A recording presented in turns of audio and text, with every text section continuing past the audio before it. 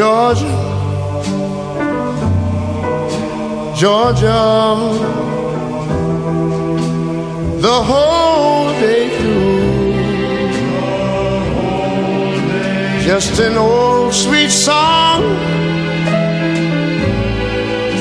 keeps Georgia on my mind.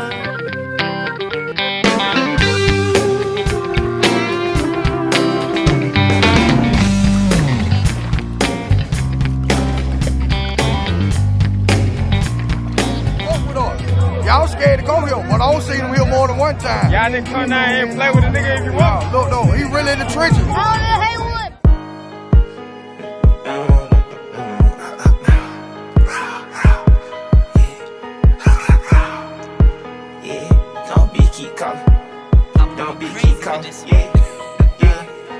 Don't be keep calling. Dope boy D might keep ballin'. BB big smile on flossin'. Big Glock, big dick, we stalkin'. Fuck you, you mad, get motion. Big cup, white ice, pink potion. He drop, we flee, we roguish. What you know about the Mac Crip Tony? Yeah, this shit Crip Tony. Can't tell my story 1,000 times. Push up, blue beans.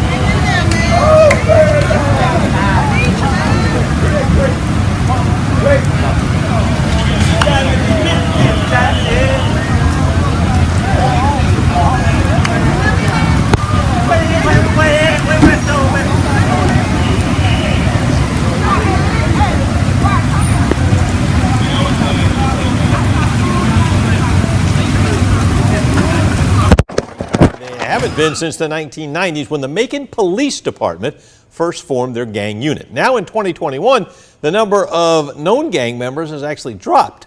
The way those gangs are operating have also changed. Sarah Hammond spoke with one of the first officers in the gang unit who says things are very different.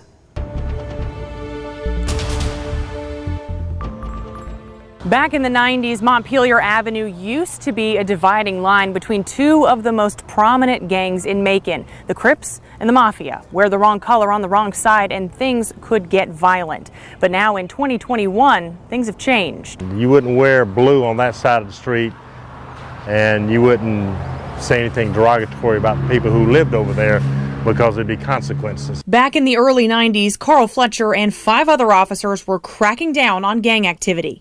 We started seeing rash of shootings, people wearing the same type clothing. So we went to the chief, told him what we thought, and he said, we'll put together a gang unit. Back then, it was the Wild Wild West. Now, 20 years later, he says things have changed.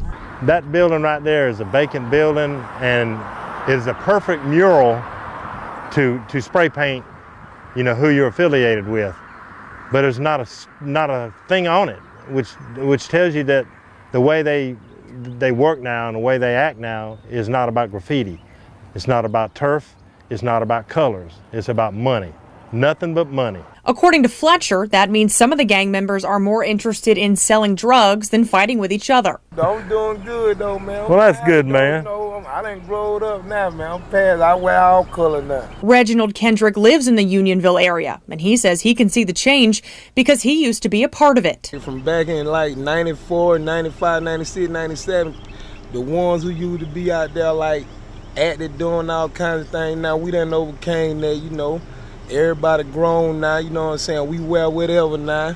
It about money. Corporal Tatrius Gray is one of the 3 deputies currently on the gang unit at the Bibb County Sheriff's Office. It's 5 well-known gangs, which are your GDs, your Bloods, your Crips, your Folks, and your Mafia. In 2016, WMAZ reported that Macon Bibb had 30 active gangs and 600 active gang members. A closer look into local gang culture after a multi-month-long investigation led to the arrests of more than 30 gang members in Macon Bibb last week.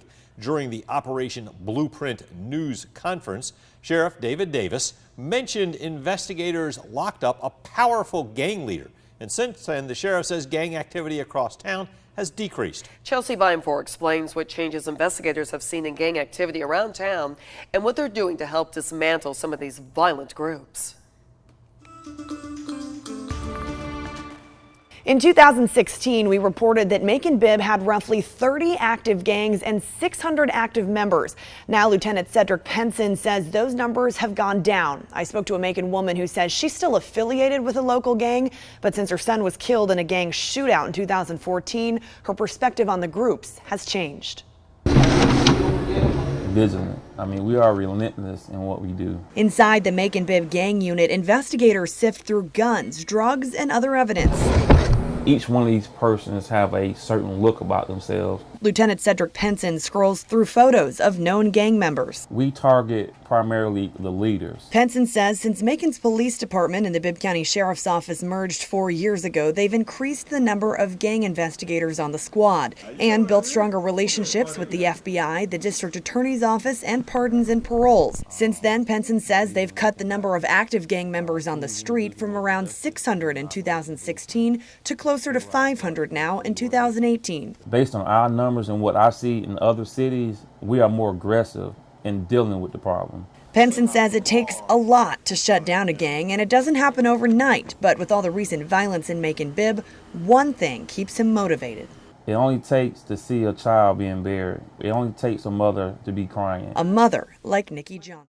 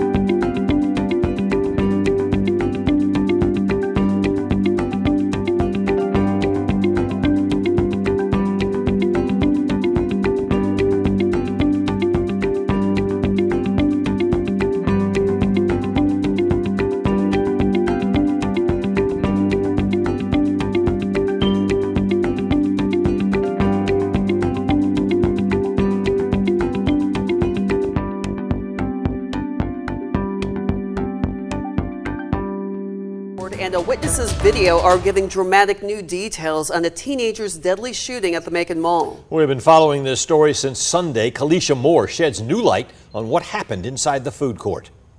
That incident report says 17-year-old Quintavious Moore was killed after he and 2 other teens attacked a 4th man at the mall's food court. The sheriff department also says the man being attacked took a gun away from Moore and shot him with it. Officers spoke to witnesses at the food court, neighboring businesses, and to Quintavious's brother, Coasis Moore. The report says Coasis told investigators that his brother brought a .40 caliber handgun to the mall. The 2 brothers and a cousin then reportedly assaulted the man, who is not identified. The argument started inside a store called New Avenue, then moved out into the mall. Investigators looked at mall video that showed 3 men holding a 4th man down. And one witness told officers they heard one of the 3 warn the man on the ground that if he got up, he'd be shot. Somehow, investigators say the man got up and took the gun away. They wrote, "The man breaks free, shoots one of the attackers, and all parties flee." 2 men considered persons of interest in a Macon homicide. They took 1 man in for questioning this evening. Ashlyn Webb has more on the search and the ongoing homicide investigation. For nearly 2 hours Tuesday night, a Georgia State Patrol chopper hovered over the Pleasant Hill neighborhood looking for those 3 people. The sheriff's office says they are persons of interest in a homicide on Greer Street. When deputies arrived, there was a crowd here, as well as there were 3 individuals that ran away that people thought might be involved in the shooting incident, and that's why we're searching in this wooded area back in the neighborhood. According to the sheriff's office, a man was shot and killed behind a duplex on the 300 block of Greer Street around 4:15. Bibb Deputy Coroner Lonnie Continuing coverage of an overnight shooting at a West Macon convenience store. That shooting left 1 man dead and 2 others injured. Taylor Hicks is live at the scene with emotional reaction from a Macon-Bibb County commissioner. Right, I'm at the Reliance Food Mart, right where the shooting took place. Now, according to multiple customers that came in and out of the building this morning, this is the 3rd shooting that took place here this month. And even if you come over here, you can see that there are some bullet holes in the windows from prior incidents. Now, I spoke with Al Tillman, who is County Commissioner of District 9, and he lives in the area and says that this must stop. It was a normal Wednesday morning for Commissioner Al Tillman until he received Bibb County has seen a sharp spike in shootings. Since Friday, 9 people have been shot and 4 have died. This afternoon, an 18-year-old was shot and killed while standing at a gas station. I didn't see what color car pulled up, or I didn't see who was in the car, but I just know they pulled up and started shooting. No questions asked. Nikki Sanders says she heard shots fired at her neighborhood grocery, a Marathon gas station on Napier Avenue. How many shots did you hear? Several. The Bibb Sheriff's Office says they received a call about a person down around 5:17 Tuesday night. We have a young man that was at this business apparently to purchase gas, and another vehicle pulled through, occupied by several black males, and they opened fire. We're finding some shell casings around, so there's more than a dozen. The Bibb County Sheriff's Office is investigating an overnight shooting in downtown Macon that left 2 people dead and 2 others injured. They say it happened just before 1 this morning on Cherry Street in downtown Macon. Here's what we know so far in tonight's top story.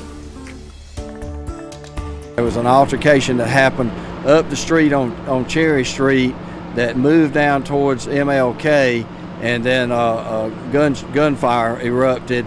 Bibb County Sheriff David Davis says that fight began in the vicinity of the Thirsty Turtle Club. Matt Obelgoner is the general manager there. We had a fight inside. We pushed them outside, and apparently somebody was waiting on the corner of Cherry Street with a gun already.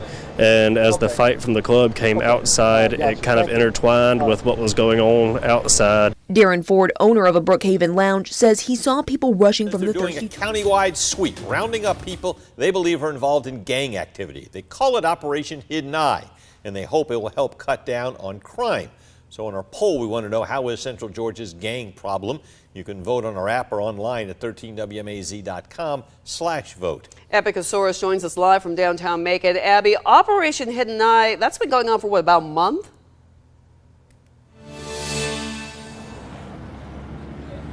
Yes, Sheriff David Davis says that operation has been going on since October. He says that so far they've been able to arrest 33 people in connection with gang-related activity. He says that one of the men that they arrested is the example of gang life, and he showed us this video. Take a look. What you hear there?